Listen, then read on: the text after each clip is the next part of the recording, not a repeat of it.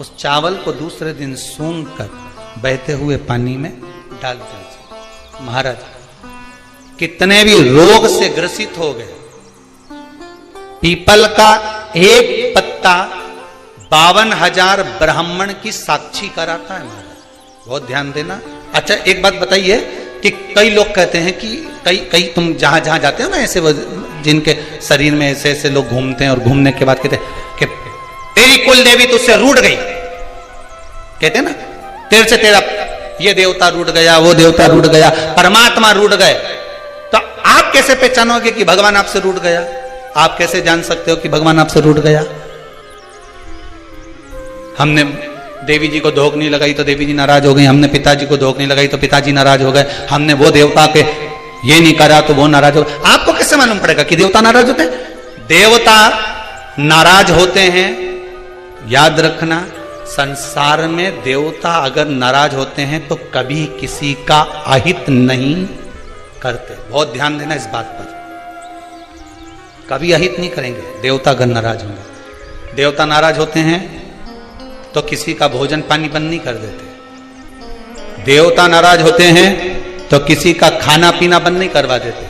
देवता अगर नाराज हुए हैं और आपको मालूम करना है कि देवता मुझसे नाराज हैं, तो कैसे मालूम करोगे? तो केवल एक काम करिएगा, अगर देवता नाराज होते हैं तो सबसे पहले आपकी पूजन पाठ छुड़वा देते हैं। क्या छुड़वाएंगे?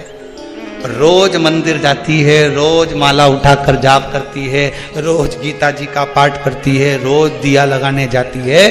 4 दिन 5 दिन 6 दिन 10 दिन अगर आप दिया लगाने नहीं गए, मंदिर नहीं गए, पूजन नहीं करी, तो समझ लेना कि देवता मुझसे नाराज हैं, इसलिए मेरा मुंह नहीं देखना, मुझसे नाराज।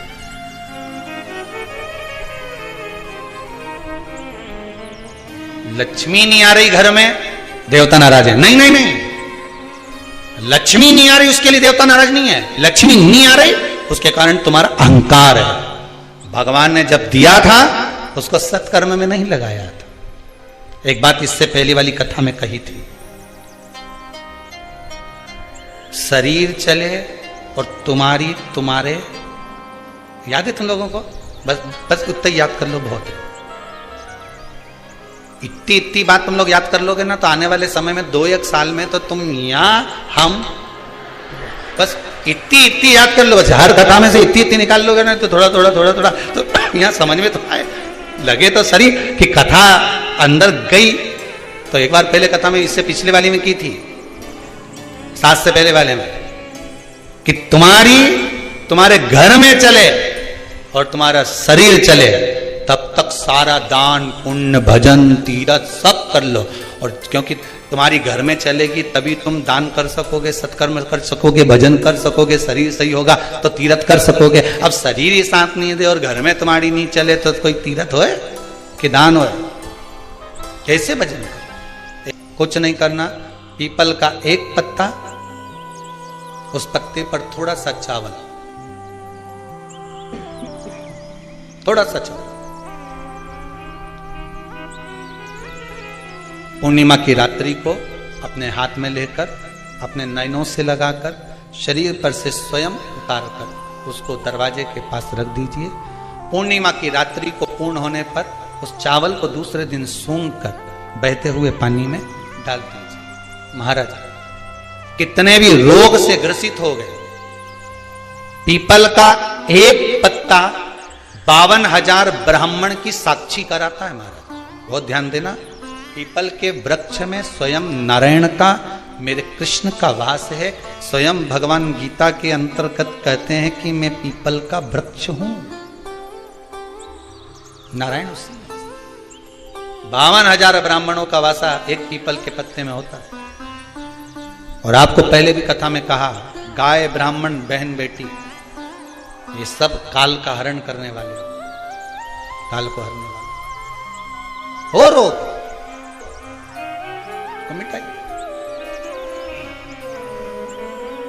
शिव का स्मरण करो। कई माताएं कहती हैं, गुरुदेव हमारे यहां पर शंकर भगवान का शिवलिंग नहीं है तो क्या हम बाजार से ले आए? और हमारे यहां पर शिवलिंग है तो वो बड़ा है तो क्या हम उसको पीपल के पेड़ के नीचे छोड़ आए? नहीं। शिवलिंग है तो पूजन करो, नहीं है तो भगवान का जब स्नान कराओ, ठाकुर जी का कराओ, देवी जी का कराओ, जो तुम्हारे घर में भगवान है उनका जब पूजन कराओ, तो पूजन कराने के बाद में जब उनका स्नान कराओ, स्नान कराते समय थोड़ा सा भाव यही प्रकट कर लेना कि हम शंकर विश्वनाथ को, महाकाल राजा को, सोमनाथ को, मल्लिकार्जुन को, भीमाशंकर को, त्र्यंबकनाथ को हम जल चढ़ा है तो ठीक है, नी है तो देवताओं को बढ़ाने की जरूरत नहीं है। कारण क्या है? तुम तो कर लोगी सेवा, तुमसे तो सज जाएगी, पर आने वाली पीढ़ी करेगी क्या? घर में सेवा उतनी ही करना, उतनी ही रखना जितनी तुमसे बन रही हो। तुम्हारे जाने के बाद घर के बहू बेटा भगवान को डलिया में भर के वृंदावन छोड़िया, ऐसा काम मत करो। जितनी बने उतनी छोटे रूप में सेवा करोगे तो पीढ़ी दर पीढ़ी चलती रहेगी। ज्यादा सेवा को बढ़ा दिया, छूना नहीं, नहा के आओ, कपड़े बदल के आओ, ये कर आओ, जाओ जरा। जितना तुम पूजन को, सेवा को, भजन को, कीर्तन को जितना हवा बनाओगे, जितना डराओगे लोगों को, वो उतने डरेंगे, उतने डरेंगे। सेवा को, भजन को, पूजन को कभी डराने का केंद्र मत बनाओ।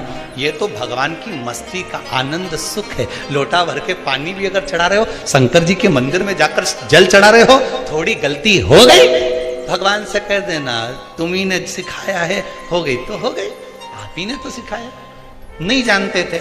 अब धीरे धीरे धीरे धीरे लोगों को शिव महापुराण सुनते सुनते मालूम पड़ रहा है कि शंकर की कैसे पूजन करना चाहिए, बेलपत्री कैसे चढ़ाना चाहिए, जल कैसे चढ़ाना चाहिए, धतूरा कैसे चढ़ाना चाहिए, चंदन कैसे चढ़ाना चाहिए, काली तिल कैसे चढ़ाना चाहिए। ये लोगों को ध्यान में अब आ रहा है धीरे धीरे। पहले नहीं मालूम था तो हो गई, गलती हो गई, स्वीकार, हमने गलती कर दी। शिव पुराण कह रही है, भगवान शंकर की कथा कर रही है। चंद्रदेव ने भगवान शंकर की आराधना करी, बालू रेत का शिवलिंग का निर्माण कराया महाराज जी। शिव महापुराण की कथा में आता है, देवराज नाम का ब्राह्मण जो गलत कर्म करता था, चोरी करता था, शरीर में ताप पड़ने के बाद में जब वो शंकर के मंदिर में जाकर कथा सुना और थोड़ी सी कथा सुनकर बाहर निकला, तो उसको केवल कथा का एक तत्व उसके जीवन में उतर गया था, अंश मात्र उसके जीवन में उतर गया था, उसको परमात्मा मिल गया था, अंश मात्र। बिंदु की धर्मपत्नी चंचुला देवी बार बार कथा में आया, पार्वती जी ने उससे शिव महापुराण की कथा करी। क्या करती थी वो चंचुला? काशी में जाकर उसने करा क्या था? पति के जाने के बाद बिंदु जो पानी में डूबकर मर गया, प्रेत योनि में चला गया। पहले भी कथा में कहा, पानी में डूबकर मरा हुआ व्यक्ति, सर्प के डसे से मरा हुआ व्यक्ति और स्त्री के हाथ से या स्त्री के चक्कर में मरा हुआ व्यक्ति ना तो देव योनि में जाता है, ना तो बैकुंठ जाता है, ना नरक जाता है। वो तो बीच का प्रेत बनकर भटकता रहता है, उसकी गति नहीं होती, उसका मोक्ष नहीं होता।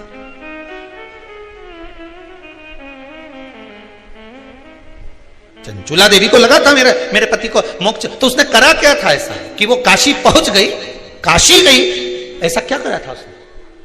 चंचुला देवी तो दिन रात फैशन में लगी रहती थी। कभी पति ने अगर धन लाकर दिया तो ज्यादा से ज्यादा पैसा वो खाने पीने में उजाड़ देती थी। कभी नहीं उसने दान करा, कभी नहीं धर्म करा, कभी पुण्य नहीं करा, कभी सत्कर्म नहीं करा, कभी कहीं सत्संग में नहीं गई, कथा में नहीं गई, कभी भजन में नहीं पहुंची।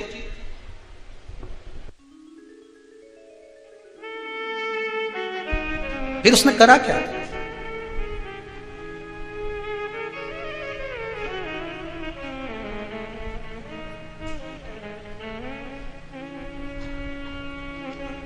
बचपन में किया गया कर्म व्यक्ति को कब प्राप्त होता है, ये चंचुला देवी की कथा कर रही।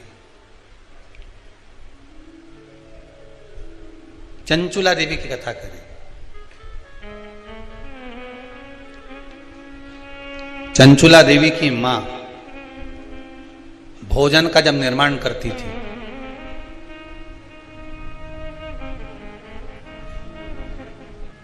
ध्यान दीजिएगा जरा, बहुत सुंदर संवाद है। शायद आप भी अपने बच्चों को इस चीज के लिए डांटते होंगे शायद।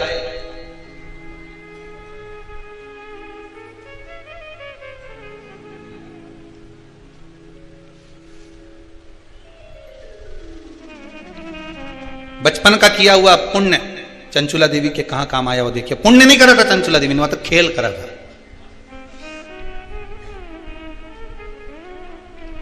किस जगह पर काम आया? चंचुला देवी 6 वर्ष की कन्या थी। बिंदुक ब्राह्मण है, चंचुला देवी भी ब्राह्मणी थी। ब्राह्मण के घर में जन्म लिया है चंचुला देवी।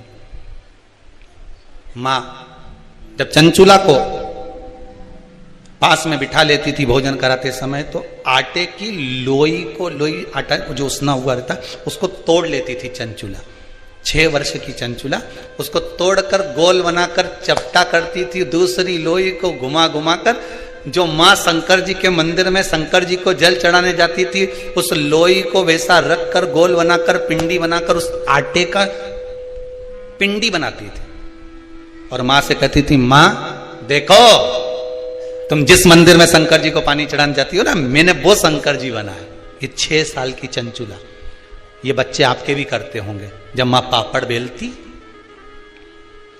मां जब पापड़ बनाती ना, तो छोटी छोटी लोई बच्चे छोटे छोटे से, हम भी बनाएंगे हम भी बनाएंगे। और वो छोटा सा बच्चा लोई लेकर बैठ गया, घुमा रहा है, चिड़िया बना रहा है, तोड़ रहा है, फोड़ रहा है। चंचुला देवी ने भी ये करा।